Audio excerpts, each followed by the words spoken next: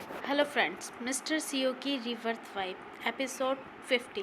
Please like comment और subscribe करना ना भूलें। जल्दी से मेरे 1000 सब्सक्राइबर करवा दो, नहीं तो फिर मैं वीडियो नहीं डालने वाली। एपिसोड 50। नायरा ने अपने शरीर के अंदर चलती हुई गर्मी को बर्दाश्त किया। उसका दिमाग बार बार उसके काबू से बाहर जा रहा था। वह आगे जाना चाहती थी, लेकिन वह मुश्किल से सीधी खड़ी हो पा रही थी। इससे पहले अपनी सुरक्षा के लिए उसने नैना कपूर को कमरे में धकेलने के लिए अपनी पूरी ताकत लगा दी थी। अभी उसके पास मुश्किल से कुछ भी ताकत नहीं बची थी। नायरा ने अपनी लाल आंखें उठाकर ऊपर देखा। वे जानती थी वे इस तरह ऐसे यहाँ नहीं रह सकती। उसका फ़ोन टूट गया था, इसलिए पुलिस को संपर्क करने का कोई और रास्ता नहीं था। उसे पहली मंजिल पर जाकर बचने का कोई और रास्ता सोचना पड़ेगा। उसके पीछे वाले कमरे में नैना कपूर की चीखें सुनाई दे रही थी। वे किसी बलि के बकरे की तरह चिल्ला रही थी और साथ में कई पुरुषों के अजीब हंसने की आवाज़ें भी आ रही थी। अंदर जो हो रहा था, वे उस सब को सुनने के बाद भी नायरा को उस पर बिल्कुल दया नहीं आई। छोटे छोटे कदमों से लड़खड़ाती हुई वे लिफ्ट की तरफ दौड़ी। नैना कपूर जैसे लड़की यही डिज़र्व करती थी। वे कमरा उन सारे आदमियों से भरा था जो अपने दिमाग में सोचने समझने की क्षमता खो चुके थे। उन्हें इस बात की कोई परवाह नहीं थी कि वे लड़की नैना कपूर थी या कोई और। नायरा के होठ एक कोल्डली हंसी में मुड़ गए। बिना पीछे मुड़े वे लिफ्ट के अंदर घुस गई। लिफ्ट पहली मंजिल पर पहुंच गई। पार्टी अभी भी ऐसे ही चल रही थी। नायरा उस पार्टी की दूसरी दिशा में चली गई।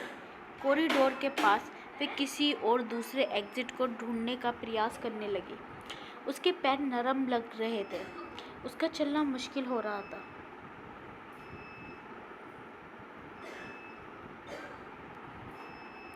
और उसकी आंखें अब सही से देख भी नहीं पा रही थी। वे नहीं जानती थी वे कितनी देर तक अपने आप को संभाल सकती थी। अचानक उस कॉरिडोर में एक प्राइवेट रूम का दरवाज़ा खुला। नायरा को उम्मीद नहीं थी कि उसके पीछे वाला दरवाज़ा अचानक से खुल जाएगा। उसकी आंखें पहले ही धुंधली हो चुकी थी। उसने अपने आप से अपना नियंत्रण खो दिया और पीछे कमरे में गिर गई। उसका दिमाग उसके कंट्रोल में नहीं था, लेकिन फिर भी उसे महसूस हो रहा था कि किसी ने उसे कमरे के अंदर एक सोफे पर फेंक दिया है। उसके पास में दो आदमी थे जिनके अंदर से शराब की बहुत तेज़ बदबू आ रही थी। उसमें से एक ने कर्कश आवाज़ में पूछा, ये महिला कहाँ से आई है? ये कितनी खूबसूरत है। कौन जानता है वे कहाँ से आई है? मैं बाथरूम जाने ही वाला था, लेकिन जैसे ही मैंने दरवाज़ा खोला, मैंने इस खूबसूरत सी अप्सरा को वहाँ पाया। इसके पहने हुए कपड़ों को देखकर लगता है कि ये जो पार्टी चल रही है उसमें आई थी। शिट, इतना अच्छा माल। वे इतनी सॉफ्ट है। ये छोटी सी लड़की कितनी ज़्यादा नाजुक और चार्मिंग है। अगर हम इसके साथ वे सब करते हैं तो सबसे अधिक संभावना है कि हम खुशी से मर जाएंगे। कि ये कितना अच्छा है। क्या कहते हो तुम?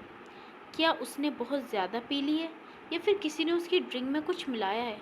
जल्दी करो, दरवाज़ा बंद करो, किसी को अंदर आने मत देना। क्या करने के लिए दरवाज़ा बंद करूं? बेवकूफ़, उसके साथ वे सब करने के लिए। अय्या, ये पहले से ही इतनी ज़्यादा सॉफ्ट है।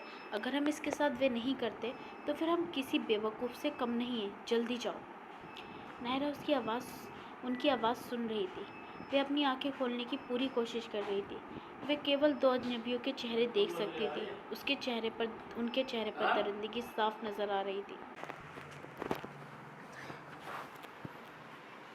नायरा तुरंत अलर्ट हो गई। उसने संघर्ष करने की कोशिश की, लेकिन पता चला कि उसके अंदर कुछ भी ऊर्जा नहीं बची थी।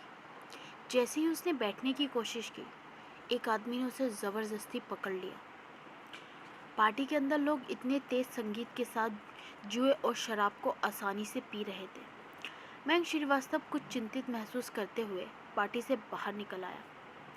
इससे पहले जब उसने एक कोने में देखा कि नायरा और नैना कपूर कहीं गायब हो गए हैं, तो उसकी हथेलियों से लगातार पसीना आने लगा था। क्या आज रात की पार्टी में उसने नैना कपूर की मदद करके कोई गलती की थी? 2 दिन पहले अगर नैना कपूर जिसने ये सब कुछ प्लान किया था उसे धमकी नहीं दी होती तो वे कभी भी इस खतरनाक और शैतानी गेम में उसका हिस्सा नहीं बनता, और वे कभी भी नायरा के साथ ऐसा कुछ करने की सोच भी नहीं सकता था। उसने सुना था अगस्त्य राजपूत अभी भी देश से बाहर है। उम्मीद है नैना कपूर तेजी से अपना काम कंप्लीट कर ले। जब मीडिया कल कैमरे में तस्वीरें लेने आए तो वह अगस्त्य राजपूत के खिलाफ उसका सबसे बड़ा हथियार बन जाएगा। फिर भी उसकी पलकें इतनी क्यों फड़क रही थी? मयंक श्रीवास्तव भारी मन से होटल के बाहर जाने वाली संगमरमर की सीढ़ियों की ओर बढ़ा। वह वहां से जल्दी जाना चाहता था ताकि उस पर कोई शक न करे। अचानक से तेज रोशनी से उसकी आंखें चकाचौंध हो गईं। एक ब्लैक घोस्ट तेजी से चीते की तरह रात में भाग रही थी। उसके पीछे 2 ब्लैक मेबीज उसका पीछा कर रही थी। अगस्त्य राजपूत तेजी से दरवाज़ा पटकते हुए कार से बाहर निकला। उसकी काली आंखें बर्फ के जैसी ठंडी थी। उसके क्रूर इरादे साफ साफ नजर आ रहे थे। अगस्त्य राजपूत? क्या वे देश से बाहर नहीं था? वे लौट आया था? जैसे उसने अगस्त्य को देखा, मयंक श्रीवास्तव के पैर के नीचे से जमीन खिसक गई। ठंडी हवा का एक तेज झोंका उसकी पीठ के पीछे से गुजर गया। उसने जल्दी से अपनी निगाहें हटा ली और एक्टिंग करते हुए जैसे उसने कुछ भी नहीं देखा, उसने अपने हाथ को चेहरे पर रखकर खांसा और फिर अपनी दिशा बदलकर दूसरी तरफ चलने लगा। हालांकि अगस्त्य राजपूत ने उसे भागने का मौका नहीं दिया। उसका असिस्टेंट और बॉडीगार्ड सब लोग तेजी से उसके पीछे आकर जमा हो गए। अगस्त्य राजपूत संगमरमर की सीढ़ियों के ठीक सामने आकर रुक गया। उसकी आवाज़ और उसकी निगाहें दोनों ही भारी और बर्फ जैसी ठंडी थी, यहाँ तक कि लोगों की हड्डियों को जमा देती। जिस भी परिवार का कुत्ता मेरे लोगों को काटने की हिम्मत करेगा, मैं उसकी ज़िंदगी को मौत से बदतर बना दूंगा। इस दुनिया में आने के लिए वह पछताने लगेगा। मयंक श्रीवास्तव ने चुपके से अपने फ़ोन को कसकर पकड़ लिया, लेकिन वह ये भी जानता था कि ऐसी सिचुएशन में वह कोई भी लापरवाह हरकत नहीं कर सकता। वे सभी दिल्ली शहर के उस समाज का हिस्सा थे। उनमें से किसी से भी निपटना आसान नहीं था। हालांकि अगस्त्य राजपूत की धमकी का लेवल इतना हाई था कि किसी ने भी उसे लापरवाही से लेने की हिम्मत नहीं की थी। कोई फर्क नहीं पड़ता था कि यह राजपूत परिवार था या पिछले कुछ सालों में अगस्त्य राजपूत ने अपने बलबूते पर जो नाम और पैसा कमाया था, उन दोनों को ही कम नहीं आंका जा सकता था। अगर वे फेस टू फेस उससे फाइट करता है तो कोई शक नहीं कि उसकी मौत निश्चित है। मयंक श्रीवास्तव ने एक लापरवाह और सुकून भरी मुस्कान के साथ खुद को शांत होने के लिए मजबूर किया। CEO अगस्त्य राजपूत, आपके शब्दों का क्या मतलब है? अगस्त्य राजपूत की निगाहें पहले ही होटल के अंदर चली गई थी। उसने शांति से ऑर्डर दिया, नायरा जिंदाल को सौंप दो। मयंक श्रीवास्तव घबराया हुआ दिखाई दिया। उसने एक हाथ अपनी जेब में भर लिया और आराम से वापस एक कदम पीछे को लिया। उसने उससे एक सुरक्षित दूरी बनाए रखी और हंसकर कहा, तुम्हारी वुमेन गायब हो गई तो तुम आधी रात में मेरे पास उसको पूछने के लिए क्यों आए हो? क्या ऐसा हो सकता है कि CEO अगस्त्य राजपूत को भी लगता है कि मैं बहुत ज़्यादा हैंडसम हूँ और तुम्हारी वुमेन बहुत लंबे समय से मुझे चाह रही है, जबकि आप नहीं थे तो वे इस सिचुएशन का फ़ायदा उठाकर मेरे पास आने की सोच रही थी? अचानक से अगस्त्य राजपूत ने उसकी ओर एक नज़र डाली। उन आंखों को देखकर ऐसा लग रहा था वे किसी आदमी को उन आंखों को देखकर ऐसा नहीं लग रहा था कि वे किसी आदमी को देख रही हैं, बल्कि ऐसा लग रहा था जैसे वे किसी लाश को देख रही थी। ओके, बाय बाय फ्रेंड्स, आज का एपिसोड आ गया है, पढ़ लीजिए, ठीक है? टेक केयर, कल फिर मिलते हैं।